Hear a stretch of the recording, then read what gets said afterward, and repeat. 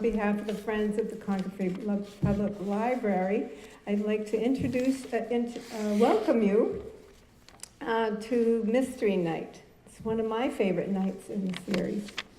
And now I'm going to introduce our moderator, Kate Flora. She's an award-winning writer. She's the author of 15 books, including most recently the Agatha and Anthony nominated true crime Death Dealer and the Joe Burgess police procedural Led Astray. Flora also writes the Thea Kozak Mysteries. A former Maine Assistant Attorney General in the area of battered children and employment discriminations, she's a founder of the Level Best Books and was international president of Sisters in Crime. She teaches at Grub Street in Boston. Please welcome Kate Flora.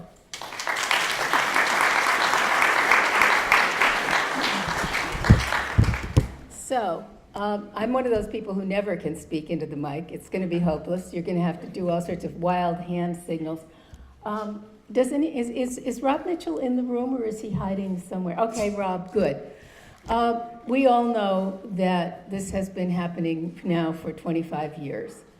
And as a member of the mystery community, I can speak on behalf of us to say that the mystery community is probably the most tight group of writers that you will ever meet. Rather than being competitive, we love it when everybody else succeeds. But we are often treated in the larger world of literature as the genre fiction writing stepchildren. And so for the past 25 years, we have enjoyed the wonderful, gracious invitations from Rob Mitchell, who has gone way out of his way year after year to introduce you to different readers in the mystery genre. And so tonight, since we now know that this could be the end and Rob is retiring from the Concord Author Festival, we have something, a little gift, to see him off into the sunset.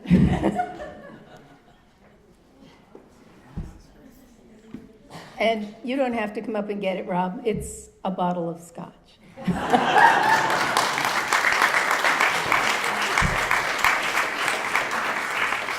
That being said, the next announcement that I have to make is a very sad one. Catherine Hall-Page is not with us tonight. Those of us who, I'm sure you're like me, are a huge Catherine Hall-Page fan. Her husband called this afternoon and said that she was so sick she couldn't even croak.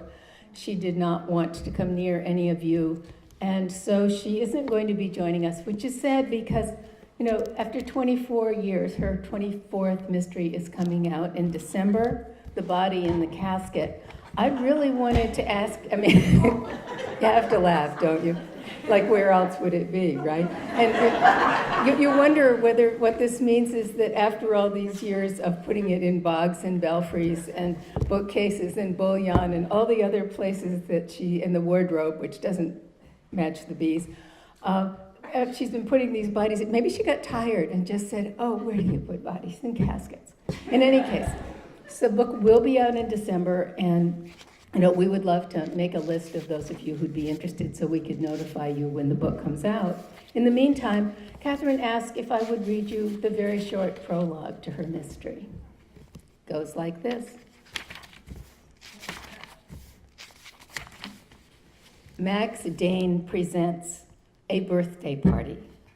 Mine, come as you are or be cast. Rowan House, Haven Crest, Massachusetts, January 29th to 31st. That's the invitation. Max Dane. It sounded like a made-up name, Faith thought when she heard it, a stage name or the name of a character in a play. The thought turned out to be appropriate, but Maxwell Dane was the name on his birth certificate. Faith learned his name was real over the course of that very long weekend. She learned other things, too, about him, his guests, and herself. Would she have taken the job if she could have foreseen it all? Probably not. So, that is Catherine, and I can't really answer questions for her, but we will be talking later, and you can ask more about series mysteries if that happens to be the thing that you're curious about, because after the other authors have presented, they will be taught. We will sort of open it up to you for questions, because one of the things that's really most fun about this when you have a handful of authors is the chance to sort of ask one question and get a variety of answers depending upon where in the genre our work falls. So next, and I promised her I would not mess up her name, is Jessica Treadwell. And Jessica says that she's frequently introduced as Jennifer and Tiffany and Trish and so forth. But she, in the big tent, and mystery writing falls under a great big tent, and we're all in different corners of it. One of the things that I think is most intriguing to readers is not the clues, it's not the how it was done, but it's really the why. And it's the exploration in the course of a mystery about why the event happened and why it happened to those particular people and who are the people who are the bad actors. And that's really what she's addressing in the book, How Will I Know You? And so she's going to go first and talk about that.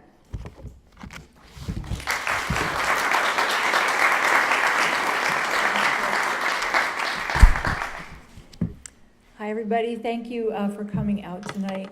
I printed out my comments in embarrassingly large font, but I'm looking to see if I need to use my Maggie Haberman glasses. Anyway, it's an honor to be here with Joe and Kate and at this always rich and enthusiastic celebration of writers and readers that is the Concord Festival. Thank you, Rob, for including me, especially in your last year, and I'm sorry that Catherine can't be with us today. If you'd told me a few years ago that I'd be part of a mystery panel here or anywhere else, I think I would have been very surprised, because I didn't think I'd ever be writing a mystery. I'm kind of an accidental mystery writer. I never set out explicitly to write one. But after publishing 3 previous books, all 9 years apart from each other, and none of them even remotely a mystery, I seem to have published 2 of them in the last couple of years. They both have murders as a central event that triggers the action. They both feature characters who are trying to recover from the shock of having their loved ones killed and trying to understand why it happened. They both contain characters who are trying to solve the crime. But even though the focal points are murders and the search for who committed them, the novels are more about the experience of the characters leading up to the murder and the survivors after the crime. Very much in keeping with what Kate just said, and we didn't even compare notes beforehand. Most of the time when people ask what's a story about, I think what they're asking is, or what they mean is, what's the plot or what happens? And for me, the motivation to write a story isn't usually the what of the what happened. It is the who it happened to, and the why. The first novel I wrote that was shelved in the mystery section as a psychological thriller is called Lacy Eye, and it's based on a case that happened 13 years ago, this month actually, in my hometown outside Albany. I'll describe the case to you in a minute, but what the book is really about is a state of mind and a psychological impulse that I recognized from my own life, in which I can illustrate with a very undramatic story about driving home from the Cape alone many years ago, hearing and feeling the thump of my left front tire going completely flat. And I understood what was happening. I knew the thing to do was pull over immediately, but instead I reached out to turn the volume up on the radio to drown out the sound of the thump. Why? Of course, because I was trying to find a way to avoid acknowledging the reality, which was that I was going to have to stop and deal with this problem, instead of doing what I wanted to do, which was keep on going. I've never forgotten that moment of simultaneously knowing what I had to do and also trying to not know it, because what I wanted to do and what I wanted to be true was so much better than the truth. Excuse me. So fast forward 20 years later, and I started reading the news accounts of the college student named Christopher Porco, who ended up being convicted of killing his father and trying to kill his mother with an axe as they lay in their beds one night a week or so before Thanksgiving. The compelling detail to me was that the mother, who'd been wounded really within an inch of her life, originally identified her son as the attacker to the police. But then she had to undergo brain surgery for her injuries, and when she recovered, she said she couldn't remember that night, which I think is very likely true. She also said that even though she'd told police her son was guilty, she knew he could never have done such a thing. She sat in the courtroom every day for months and listened to all the evidence, which was so overwhelming that it took the jury only a few hours to convict him. So I became fascinated by wondering what it was like inside this mother's mind, what kind of conflict it would create in a person, having to tolerate and manage the competing beliefs that on the one hand, I can't believe my son would do this, and on the other hand, I know that my son did this. I changed the real-life facts and made the novel about a mother and a college-age daughter who has a sketchy boyfriend, rather than a mother and a son. The boyfriend has been convicted before the novel opens, but some people in the town think that the daughter herself had a hand in the attacks against her parents. So in my little story about not wanting to acknowledge a flat tire, it was a circumstance, not a person, let alone a person I loved, that presented me with the problem I didn't want to face. The only consequence, when I did acknowledge the truth, was the nuisance of having to get the car towed and the tire fixed. But in my novel, the mother has to decide whether she's going to pursue the truth despite the emotional distress it will cause her, which she thinks she might not be able to bear, including the potential loss of the relationship with her other daughter, who believes her sister to be guilty. The book is inspired by my attempt to understand what it would feel like to be in that seemingly impossible situation.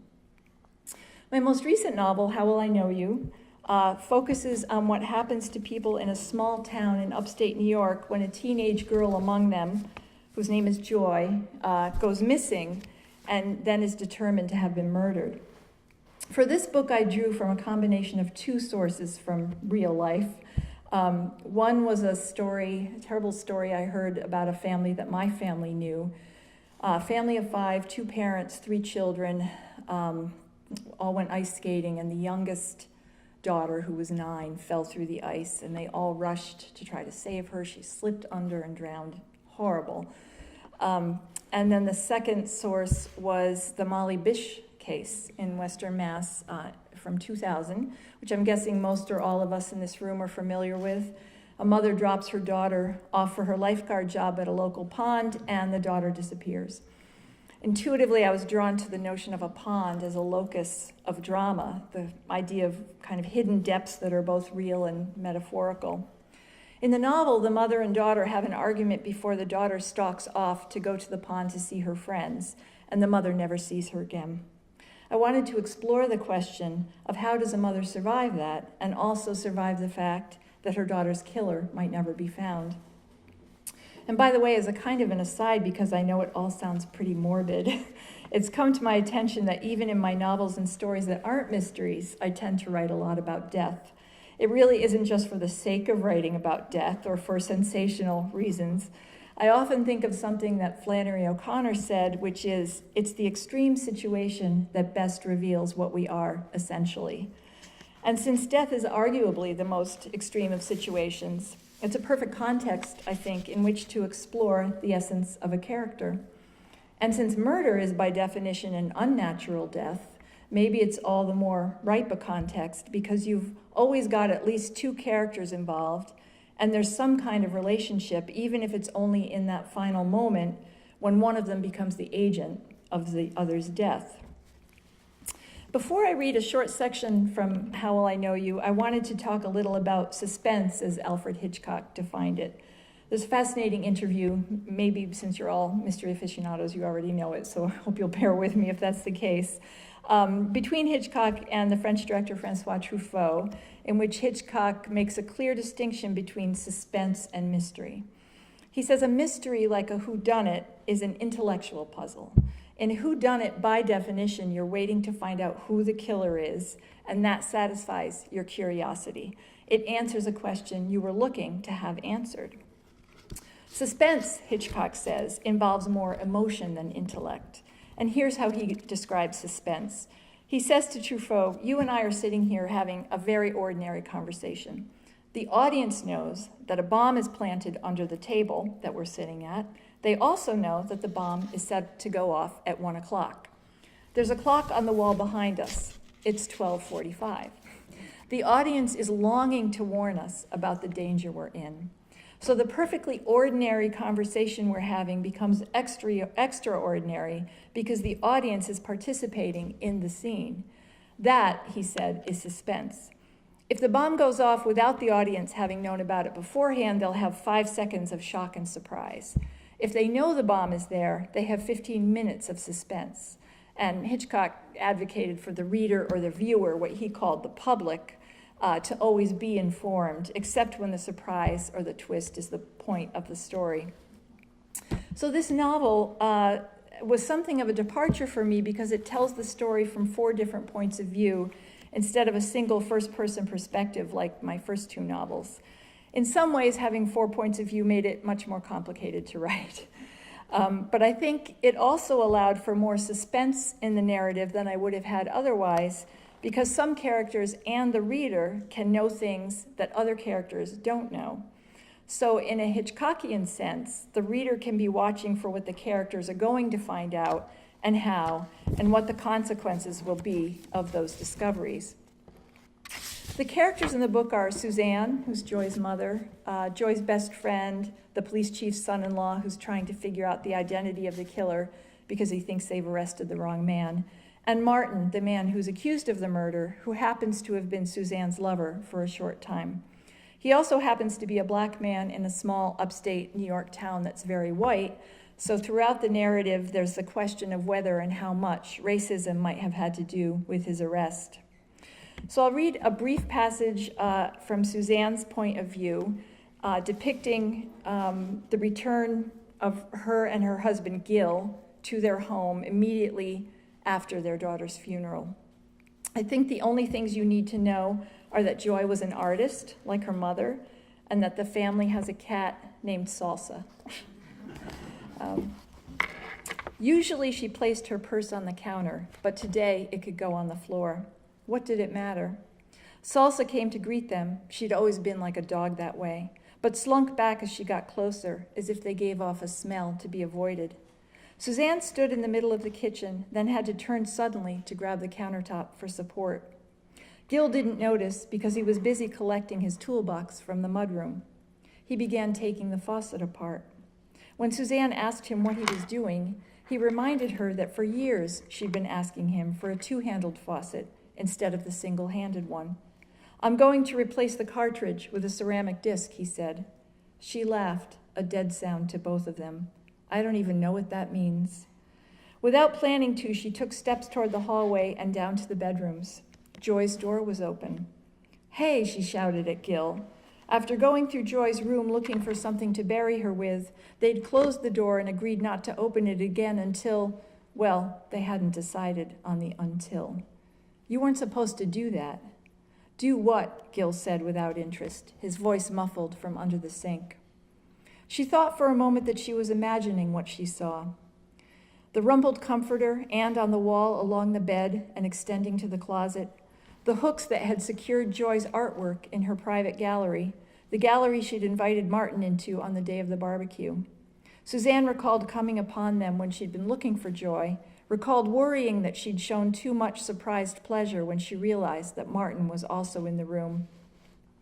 The memory took only an instant, and to shake it off, she entered the room slowly, perceiving only dimly that in the face of the intrusion she witnessed, she should be afraid. At the same time, she sensed within her a bizarre excitement. She's here, even as she knew that, of course, the room's disruption could not be attributed to Joy. 6 hooks on the wall hung empty of the framed charcoal pieces Joy had considered her best. She called for Gil again, his name catching in her throat. "What?" he said from the doorway, a wrench hanging from his hands. When he saw what she did, he rushed in to grab her and pulled her out to the hall. Raising the wrench now as a weapon, he went into the room, first bending to peer under the bed, and then approaching the closet to yank the door open, his breath as he did so coming out in a cry she was sure he hadn't intended. She watched him step back with anticipation of being run at, attacked, but no such thing happened. The closet's interior was just as Joy had left it, her sweaters and corduroys hanging tidily, summer clothes folded in vacuum-sealed bags on the top shelf. Her shoes and boots, except for the fake Uggs she'd been wearing the day she left, sat on a 2-tiered floor rack next to the hamper containing the worn clothes Suzanne had not been able to bring herself to wash. Her whole life, she would never stop regretting her decision to hold off until Christmas to give her daughter the boots she'd bought her, or the fact that Joy died wearing the fake ones. Son of a bitch, Gil said. He darted out to check the rest of the house, then returned to sit on the defiled bed. Salsa had come to watch from the doorway, slinking around Suzanne's ankles in fascinated fear. Somebody came in here while we were at her funeral. He laid the wrench across his lap, and Suzanne recognized his impulse to avoid soiling his daughter's comforter with the tool. We don't know that, do we? She asked. When it happened? I haven't been in here since in a long time. I have. He could have said it as an accusation, but instead his voice was a spike of loneliness that lanced her. I come in here every day. So I started off by saying that I consider myself an accidental mystery writer, and I hope you can tell that I think of it as a happy accident. Writing these 2 novels has broadened my idea of how to try to engage a reader and complicate a plot while still focusing on the internal landscapes of my characters, which is what really interests me the most. It's also helped me to understand that one of the reasons I like to read mysteries myself is that there's a satisfaction in eventually knowing the solution and witnessing a mystery get solved. When I'm still puzzled about so many mysteries in real life, like what happened to Molly Bish, or how it's possible that an intelligent and rational woman can ignore or deny what seems to be the obvious truth about who it was who tried to kill her. So for the moment, I'll leave you with this quote from Oscar Wilde, which I think kind of captures the challenge we all face when we're trying to write books you all will want to keep reading. This suspense is terrible. I hope it will last. Thank you.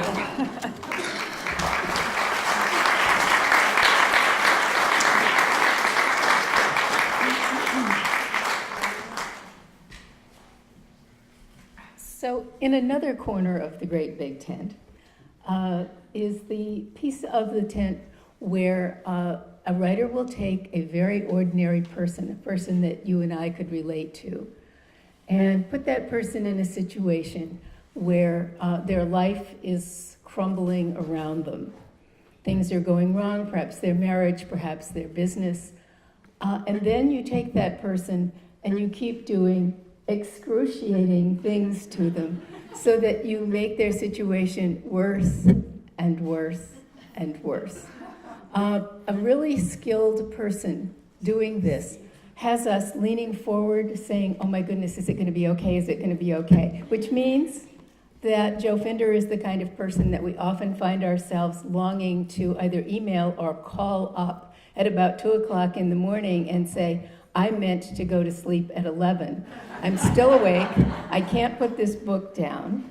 And that is absolutely true of Joe's current book, The Switch, where someone named Tanner accidentally picks up a laptop in the airport, puts it in his bag, and comes home only to discover that he's picked up a laptop that's going to get him in a huge amount of trouble.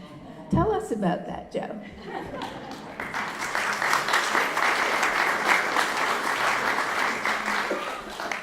Thanks a lot, Kate, for a great introduction. Thank you, Rob, for inviting me. It's great to be here. Although I'm not a mystery writer, so I'm not sure I should be here. Mystery, there are mysteries, which are whodunits, which I don't really write, and there are thrillers, which are, I call them howdunnits, which are really focused on the process, finding out, watching it happen. But there's always an element of mystery in any suspense, and there's a mystery in books that I write. I actually started out writing nonfiction. I was trained as a Russia specialist, and I was at the Harvard Russian Research Center, and I was planning to actually be a spy. And I was recruited to the CIA, in fact. And the problem was that I was a big Robert Ludlum fan, and I thought that if you worked for the CIA, you're like Jason Bourne. And, they gave you fake passports and a Swiss bank account and a Glock, right? A Glock.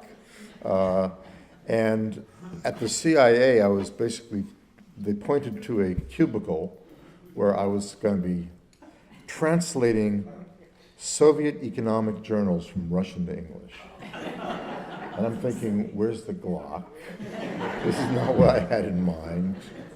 But the thing is, I decided to become a writer. I wrote a nonfiction book that got me in a lot of trouble. It was a book called Red Carpet. It was about the connection between America's most powerful businessmen and the Kremlin. Just saying. Total coincidence here. Things do come around, don't they? That book started when I was reading People magazine, and at the dentist, and it had a piece about a guy named Dr. Armand Hammer, who was the CEO of Occidental Petroleum, and it talked about how he was a friend of Lenin's, and that he'd gone to Russia as a philanthropist to help them out, and it was this great story, which has turned out not to be true at all. I also, in a course that I was taking in grad school, I was reading the letters of Vladimir Lenin in Russian, and I found a letter that had not been translated from Lenin to Dr. Armand Hammer. It called him Comrade Armand Hammer. And I knew that when a Soviet leader called you comrade, that meant you were a member of the Communist Party. And I thought, now this is really interesting. That was not in People magazine. And I decided to write a book. And I got an interview with Dr. Hammer. And we were supposed to talk for 2 hours. And about 15 minutes into our interview, I said, so tell me about your father. Your father was the founder of the American Communist Party, I'd found out. And Hammer stood up and he said, that's it, the interview's over. We're not getting into this, forget it, interview's over. And I realized I'd touched something. And I went to Moscow as a tourist, and I started doing investigative journalism. And I found a guy who was Armand Hammer's case officer in the KGB, or it was called the NKVD. Dr. Armand Hammer, this big capitalist, had worked for the KGB. It was an amazing story. And Armand Hammer did not want me to publish this book. So he called up my advisor at Harvard, a man named Marshall Goldman, and told him that if he would cooperate and get rid of this Finder guy, get him out of Harvard, he would give Harvard $25 million and his personal papers. And Professor Goldman said no, which may be the first time in the history of Harvard that anyone's ever turned down a donation. Amazing. Anyway, the book came out. What Hammer did, he threatened me with a libel suit. Published his lawyer, Louis Nizer, published a piece in the New York Times about how I had libeled Hammer. When the book came out, what Hammer did was he had his people buy up as many copies of the book as to get it off the market. So it sold really well. So this is my first book, all right? And I was afraid to write a novel. And my girlfriend said to me at the time, you just basically wrote a book accusing one of the most powerful people in the country of being a KGB agent. You're afraid to write fiction? So I decided to give it a try. I gave myself 3 years to teach myself how to write a novel. How do you write a thriller? So what I did was I read as many great thrillers as I could get my hands on. I mean, a whole range of things, from Ken Follett's The Eye of the Needle, to Frederick Forsyth's The Day of the Jackal, to Nelson DeMille's The Charm School, and also Eric Ambler and Graham Greene. There's so many. I took notes while I was reading this. I sort of made index cards, and I taught myself how to do it. And I wrote a book, a nonfiction book called The Moscow Club, and it was the premise of the book was that there was an attempted coup in the Kremlin that involved certain members of the Politburo trying to get Gorbachev. I mean, literally, I named Gorbachev in the book, and I named the people who would be who would pull off a coup against him. The first review that the Moscow Club got talked about how far-fetched the premise was. And in August of 1991, 6 months after I published the Moscow Club, guess what happened? I got a phone call from a source in the CIA who said, "Are you watching CNN?" I said, "What?" He said, "Put it on." I put it on, and there were tanks going through the streets of Moscow. There had been a coup against Gorbachev. And then I actually named all the people who were involved in that coup, by name. Guy said, "Someone in Moscow read your book." So, that was my first book, Moscow Club. Each one of my books has been an effort to tell you something you don't know, to do research and find out things that we're not supposed to know.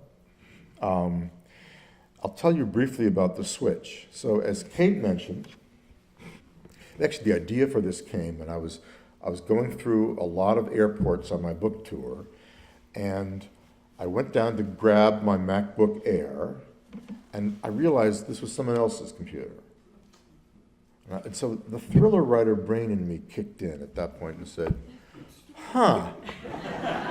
what would have happened? Probably nothing, right? Probably just a real hassle of having the wrong person's computer and trying to find out who that person was and get it back to them and all that. I said, what if there's something on this computer he's not supposed to see, like classified information? And let's say this classified information was put on there by a United States senator, female senator, who wasn't supposed to do that, and it reveals a program that the NSA doesn't want you to know about. Poor Michael Tanner, the hero of my book, picked up the wrong laptop, and his life is turned upside down. And as Kate mentioned, I do this thing with my characters where I torture them. They start off with some innocent mistake, and their life turns to crap. And we watch this happen, and the thing about The Switch, though, which I did differently, I have Michael Tanner, who's sort of a coffee maven in Boston, and he's the guy who picks up the wrong laptop. He's got his own coffee company. It's in trouble. Meanwhile, in Washington, D.C., we have the chief of staff to a powerful United States senator, and he finds out that this laptop with the classified information on it has gotten into the wrong hands, and he has to get it back. And it is a story of Michael Tanner versus this chief of staff, Will Abbott. And Will Abbott, I decided as I wrote him, is a new father. And he has a baby. And you automatically bond with this character, who is the villain of the story, because he has a new baby. And it's sort of an interesting different way of doing it. So we find ourselves, I think, rooting for Michael and rooting for Will at the same time. And this is something that I got from The Eye of the Needle, where you're basically with this German assassin, the spy and assassin, and you're kind of rooting for him to get the secret that he's trying to get. And at the same time, you're rooting for the guys who are after him. The same thing happened in The Day of the Jackal. We are with an assassin who's trying to kill Charles de Gaulle. And then we're with the guy who's trying to catch him, and we're actually rooting for an assassin. It's amazing. So anyway, that's a basic introduction to The Switch, sort of based on some of the earlier thrillers that I read and loved. And can we do questions or what? We should all just come up Yeah, that's all, yeah. questions. Great.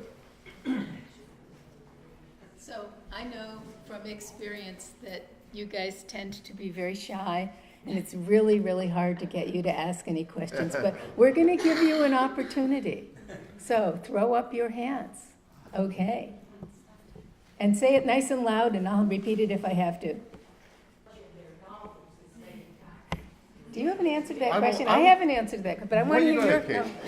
No. I think I have 2 or 3 answers to that question. The first one of them is writers who are very popular are also very prolific, and I think they have less and less time to shape things, so that sometimes I think that bad language gets in there as a placeholder, which if we had another 6 months to work on that novel, we would have been able to find better language to say it.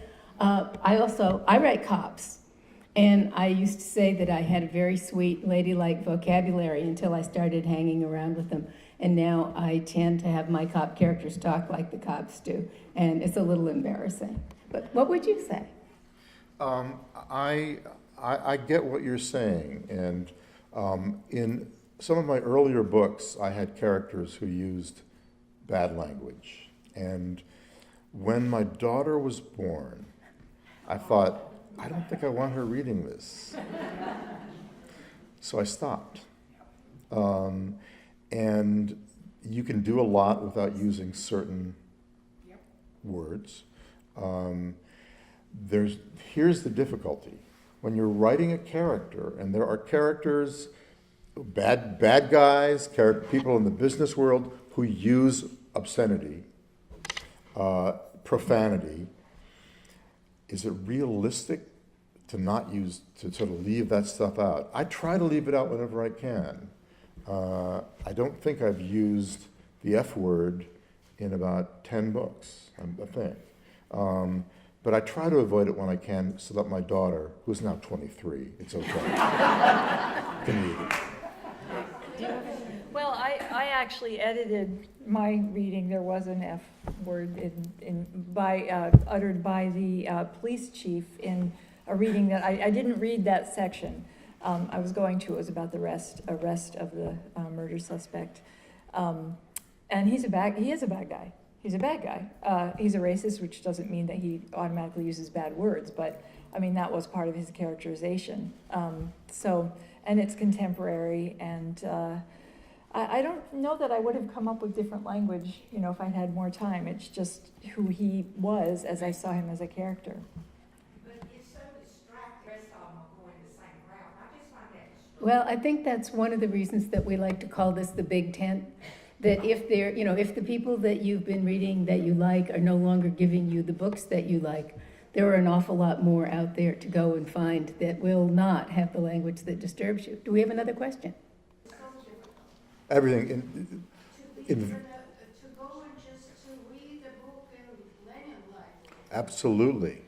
Everything was closed. I was able to go to the Lenin Library. I had a couple of leads. She's asking, how did I find out about Armand Hammer's KGB connections in a closed society, right? I mean, okay. I had a couple of sources in the CIA who gave me some names, and I knew a number of emigres here. And so when I went there, I sort of began to ask around. And very quickly I met a man named Armand Viktorovich Khamar,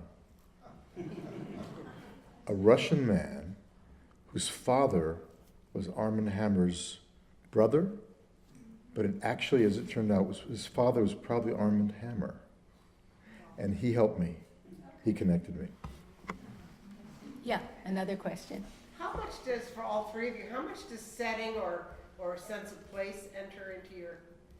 Okay, did everybody get the question? Question is, how much does setting or sense of place enter into our work?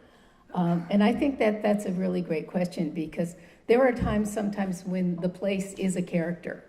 I think that certainly for Jessica, and I will let her answer this question now, the town, its culture, its setting, makes a huge difference in why the book feels the way it does. Thanks. I'm smiling to myself because my first two novels were set in some imagined variation of my hometown, so I was based on crimes in my hometown. This last one was not, which made my mother very happy because she still lives in that original hometown. But it's exactly right. I just had this sense of this small town in which, once these things started happening, if there was a black man living among all these white people, he might easily become suspected, and then so it was important to me to imagine. It was an imagined town. I don't know the town. It has a different name, but it was very important. The same story wouldn't have happened in a city, I think. Do you want to take that, Joe? Just quickly, Yeah. Boston is a big character in my books. It's because I don't have to do any research. I know Boston. It's easy. But I wrote a book called Company Man that is set in Grand Rapids, Michigan. Only I don't say that. I went to Grand Rapids a number of times. I did my research there.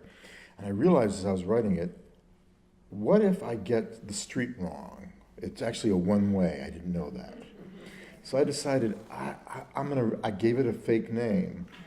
So it's a Michigan town with a fake name, and I've gotten no complaints. It's the safest thing Yeah. to do. Yeah. So I actually discovered it's not simply setting that is geography, but weather, time of year, all of those things, particularly here in New England where the seasons have such a huge impact. When I was writing my last Joe Burgess mystery, Led Astray, I realized it was one of those late May, early June times when it wouldn't get warm. And so the book begins with a gray afternoon fading into night. And the fog comes in, and the fog doesn't lift until the mystery is solved. And that sort of thing happens in Portland, Maine. But it was such a correspondence between the emotions and the moods and the story that I was telling and the way that the weather impacted things that I didn't even know I was doing it until I was about halfway through the book and my eyes opened wide and I said, oh my goodness me, I must be a writer. Another question. Oh, guys. Okay. How good was your Russian? My Russian? Yeah. It was actually pretty good. I was able to get by. I took Russian in high school and college, and then grad school. But my Russian now has deteriorated. I can speak to cab drivers. I don't get much practice with it. So I have a question. Yeah, I have a question for the panelists, because one of the things I like to do when the book is done is to read who they thank.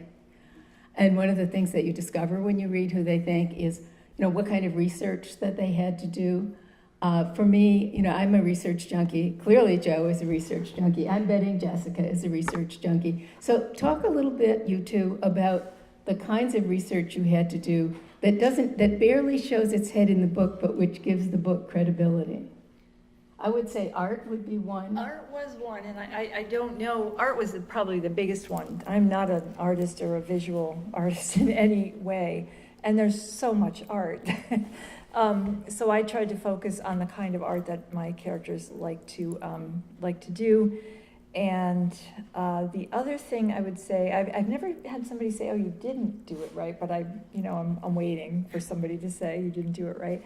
The other thing I did that doesn't show much, but one of the characters is a rescue diver.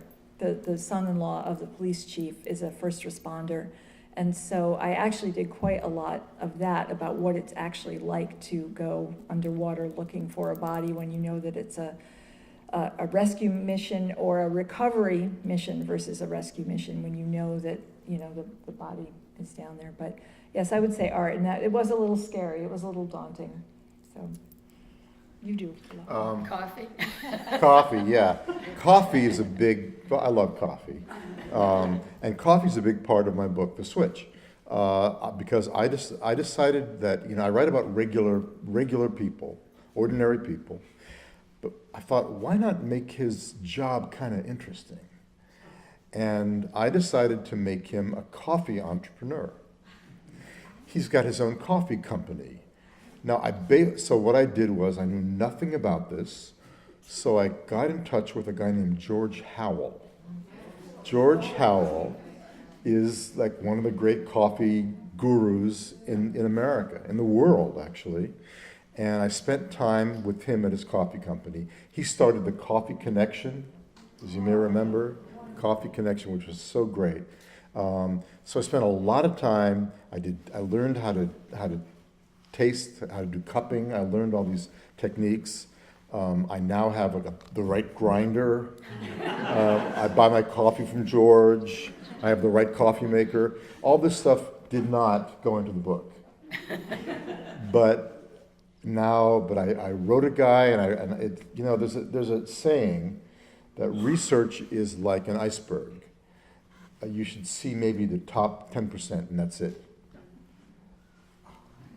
Yeah, I used to be very scared and think that you stayed in your room and you made it up. And then I realized you cannot write crime novels without a lot of information about the world of crime and the world of policing and the world of investigation and the world of. So at one point in, I think it's my fourth Joe Burgess book, which is called And Grant You Peace, I have my two detectives driving in a car. They're looking for a witness. They see a kid walking down the street, and he's wearing a gray hoodie, and he's got his hand in his pocket, and they know there's a gun where the hand is in the pocket, and he's coming up on a convenience store, and they know he's going to rob the convenience store. And I realized that I don't know. I've got my cops. They'll stop. They'll go into the convenience store because that's their job. But I don't know what's going to happen once they get into the convenience store. So I have sort of cops on speed dial. So I have these little emails that go out, and they almost always have in the subject line, author needs help. And in this particular case, I said, Burgess and Kyle are going into the store. There's a kid there, he's got a gun, and what are they going to do? And they talk me through sort of, how you organize yourself so that he can't watch more than one of you at a time, and you create the V and you can come in on him. And and then we talked about things like the fact that they always pile up the windows at the convenience store with stuff so you can't actually see in from the street and all of these things. But then, and so we got the kid arrested with only one bag of potato chips being shot. And that was fine. But because I've spent so much time writing real books with cops, nonfiction, and because I had spent time with a game warden on his memoir, I then said, okay, we could just put the kid in the car and go off to jail, but there's a victim there, and that victim has just been staring at his own death, and he's just been terrorized, and so we've got to deal with him. We've got to sort of bring his emotional level down. We've got to make sure he can close up the store and go home, and we'll be with people who look after him. And then I've got my two cops who go out into the street, and they sort of lean against the wall, and they say, oh my goodness, we almost shot a 15-year-old kid, and we would have been justified in doing so. And what does that feel like? So an awful lot of the stuff that seems sort of effortless in our books actually involves a tremendous amount of asking questions, analyzing it, and doing things so that when you see the tip of the iceberg, that iceberg is informed. Looking at the inside of police cars to see what the siren says, yelp or wail or, I went to the police station, I said, could I just look? Yeah, what's in your trunk, right? So, yeah. The questions you never thought you'd be asking. Yeah?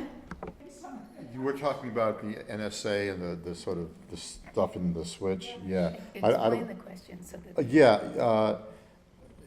that. She asked, I like to tell people what they don't know. And so you're asking how much of what's going on in the book is real?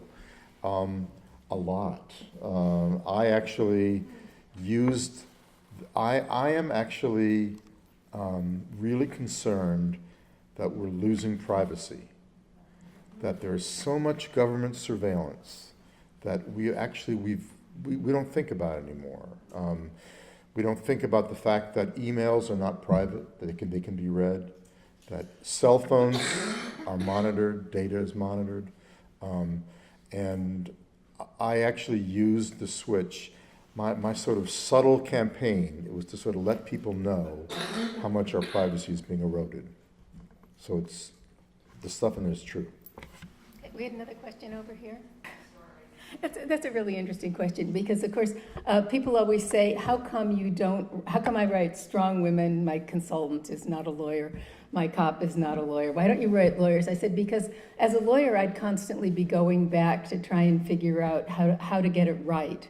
So I don't want to write lawyers, but it's actually been more helpful in some ways in the nonfiction because people trust me. When I was working on Finding Amy, which was I actually, because I'd been in the Attorney General's office, I was able to go back to the Attorney General's office, sit down with the two attorneys who prosecuted the case, and get them to tell me their trial strategy, and then sort of read the manuscript. They also read the manuscript and said, you can't say this, and you can't say this, and you can't say that, because Dan Lilly will sue you.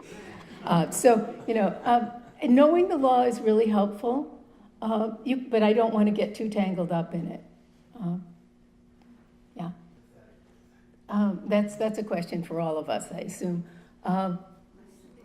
The question is, in a way, is how do you deal with a story in which you want the villain to be a protagonist, or I would say, as an alternative to that, a strong antagonist who is compelling, such like in Silence of the Lambs.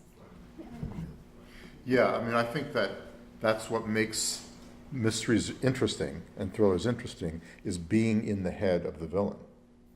I mentioned The Needle, The Eye of the Needle, Ken Follett's book, and The Jackal. Both are really interesting. They're not as disturbing, however, as The Silence of the Lambs, in which you're there with this bad guy, and it's kind of sickening and terrifying. I don't write books that are that disturbing.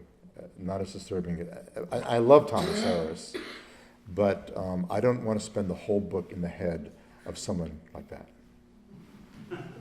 Yeah, I feel the same. I tend to be less interested in the motives of the murderers, although there's a slight, I can mitigate that. In the first book I talked about, Lacey I, we're not in the head of the daughter who may or may not have had something to do with her mother's attack. And if she was, part of the motivation is of interest, but I would call her, what Kay just said, an antagonist to the story. The protagonist is the mother, and I believe a more sympathetic character, although I do try to create sympathy for the antagonist as well. Yeah, I think that sometimes, in fact, when you're writing a murder, sometimes the murderer feels like a very bad guy, and sometimes the murderer feels very justified, but they still have to be brought to justice because that's what we've agreed on. I think it's probably time to bring this to a close. There are books for sale in the other room. We always like to say books make wonderful stocking stuffers, hostess gifts, holiday gifts, and they make our publishers very happy. Thank you for coming out tonight.